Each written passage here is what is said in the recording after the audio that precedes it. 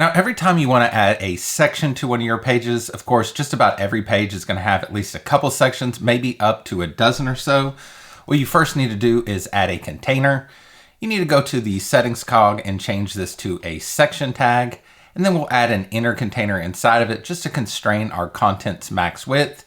And then of course, you're going to want to put some padding on this section as well. So you can go in here to all your spacing and add some padding, or maybe you've set up some kind of class to go ahead and add that padding to it. Looks like this inner wrapper also needs a class, so I'll go ahead and add that. And now we have the basics of our section set up. That's not a whole lot of work, but when you think about how many sections are going to be on each page, all these clicks really add up. And you probably noticed in my videos, I don't actually do it that way.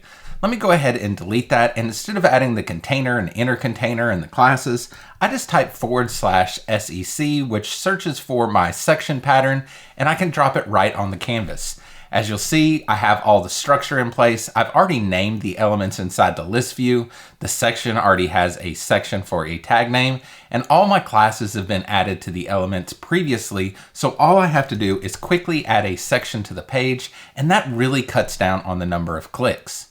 A lot of people only think about patterns as fully built out sections, but you can actually use the pattern library to create single or multi-block components that you can reuse throughout your entire site to not only speed things up, but maintain consistency.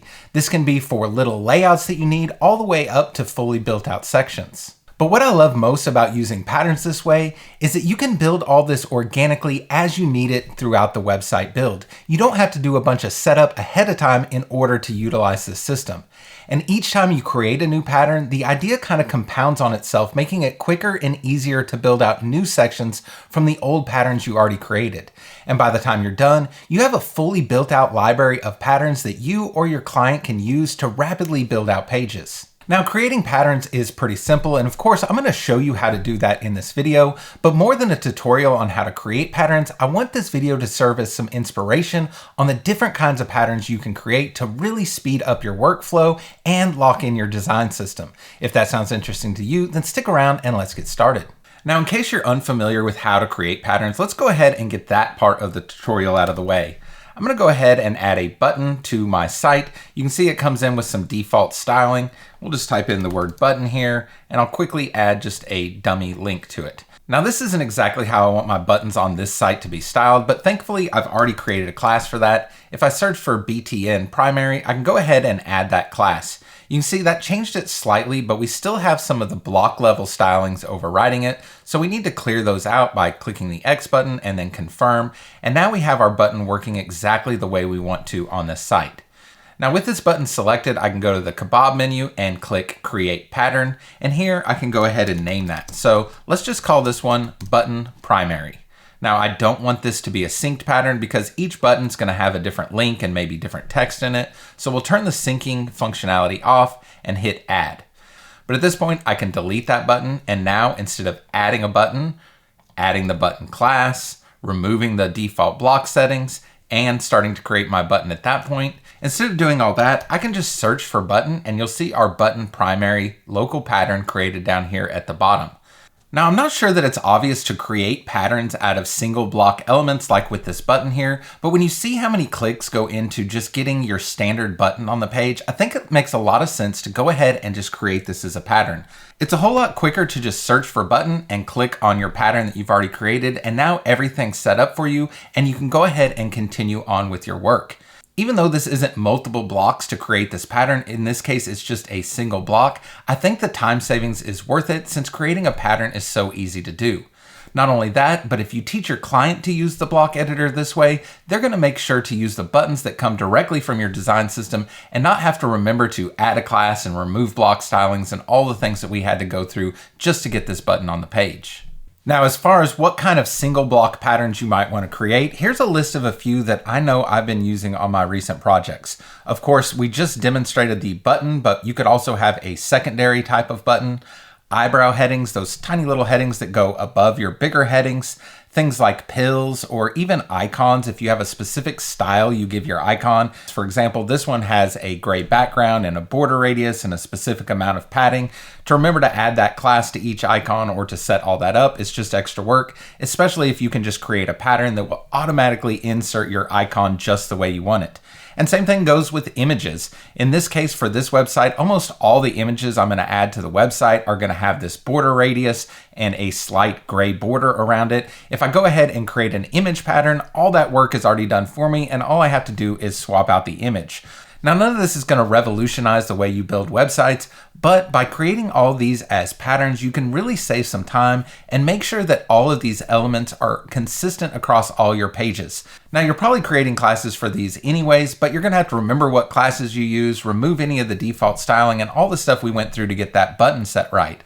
By using these patterns, you can just quickly add these to your page, styled exactly the way you want. Now, another place where I find myself using patterns this way are for some of the more complex blocks that GenerateBlocks offers. For example, if we drop this accordion block in and we'll go to the list view here, the accordion block isn't just a single block. It's a whole set of blocks all nested inside of each other, and some of these already have some default styling on them. You can see this accordion item has some padding and margin. The toggle has it set to display flex and some certain alignment features, and we can see there's a border around this and the way everything is just styled by default. Now, chances are this isn't how you want your accordion styled on your project, and if you're going to use an accordion across different pages, you probably want it to always be styled the same way. So of course, you're going to want to restyle this using classes so you can use the same classes on every instance of this pattern. But if you go ahead and set this up one time and then save it as a pattern, every time you need an accordion, you can just drop it into your page off of your pattern instead of the default block, and it will automatically have all those stylings already incorporated. I'm going to go ahead and style up this accordion, and we'll show you exactly how that works. So I've gone ahead and styled this accordion to better match the rest of my site. I did things like add a transition of slide, and I put classes on each one of these elements. That way I could make sure to keep all the styling in sync. Here on the accordion item, I actually created an accordion item class, and that's where I actually did the styling to give it the background color. Same thing goes for each one of these blocks inside of here. Now, let's go ahead and save this accordion as a pattern so we can reuse it again. So again, I'm just going to go to the kebab menu, then create pattern. We'll call this accordion. We'll make sure to turn the synced feature off and hit add. And now we've got that accordion pattern synced to our library. We'll just go ahead and delete it from the page and pretend we're working somewhere else on the site. So let's say we need to add another accordion to our page. We could, of course, go in here and drag in the default accordion block, but we're going to have to go through each one of these elements and give it the class we created in order to replicate the same style. Now, it would only probably take about 10 or 15 seconds in order to do this, but it's a whole lot quicker when we can just search for accordion, add the accordion pattern that we created, and all those styles are already in there. Now, this is really taking advantage of both patterns and classes. We need to have classes to make sure we keep all those styles in sync. That way, if we end up wanting to change the style of something in our accordion, it's going to be updated across the whole site. But by using the pattern instead of the accordion block for any other instance of our accordion, we'll make sure that we're using the exact same setup from the very beginning. I honestly avoided using accordions as much as I could because going through and styling everything was such a pain. But once it clicked for me that I could just create a pattern and reuse it every time, now I'm much more likely to use a block like this. Now, another place where I find patterns like this really useful is in creating like structure or scaffolding. Let's go back to our button example. I'm going to go ahead and add in our button primary here. And let's say we want a secondary call to action next to it using our button secondary. So I'm gonna go ahead and search for that. And now we have these two buttons next to each other. So this is gonna be our primary CTA, and this will be a secondary CTA. Now, of course, we don't want these right next to each other. We're gonna want to put some space in between them, and we might wanna dictate exactly how these are gonna act when they're in a smaller viewport as well. So I'm gonna go ahead and add a container around this first button, and we'll go ahead and drag our second button into it. Now on this container, I'm gonna call this button group, and we'll go ahead and hit create. We'll start with a blank style. And the first thing I want to do is just make sure that this is set to flex so they always go next to each other. We'll go ahead and align these center. And then I want to put a little gap between them, maybe something like 1 rem. And that will just separate our two CTAs a bit.